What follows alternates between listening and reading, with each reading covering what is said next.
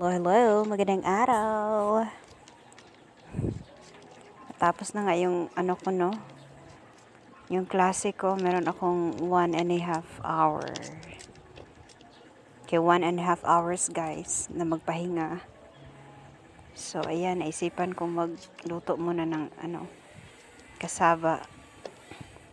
Kasaba. Ano bang tawag dito? Halamang ugat ito sa Tagalog. Specifically, okay, ito ay tinatawag na kamanting dito sa amin sa Bisaya.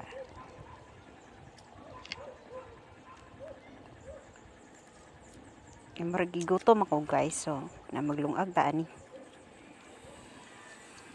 Okay, satisfying kay ni siya tan-awon guys ay sa una mo dyan akong ganahan kay pag magpanit kog kamanting. O ganong nagbisaya naman ta na magbisaya tayo. Pag human ato nigilabay na akong panit din adto na ko diri sa ilalom. Sa ilalom sa hugasanan guys, namon gud sa ilalom ang hugasanan. Asa nang hugas og plato kay pati na daghanag hugason man di ay ang plato eh. Di ko time manghugas. Oto ga, delicate na lang kung panghugas og plato guys. You know, kung nagtrabaho ka, kung online or kung nagtrabaho ka nga naara ka sa balay guys, mo dyan ang first na benefits guys. Magpatrabaho ka sa mga trabahoon sa panimalay bisag nagtrabaho pud ka. Unsa daw? You can still work while doing house chores guys.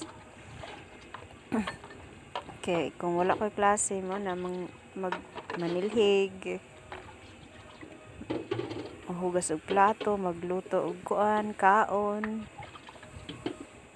Okay, maora na siya guys.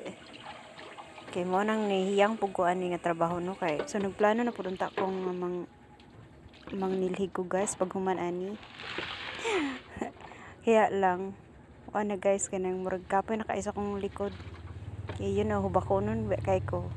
Char. Nanay na ni akong lawas guys, pero dili na kay ko hubako, nagsakit na akong likod. Kung dili ko makapahuway, kanina po kong buntag, sige, tudlo guys, 30 minutes ra akong pahuway.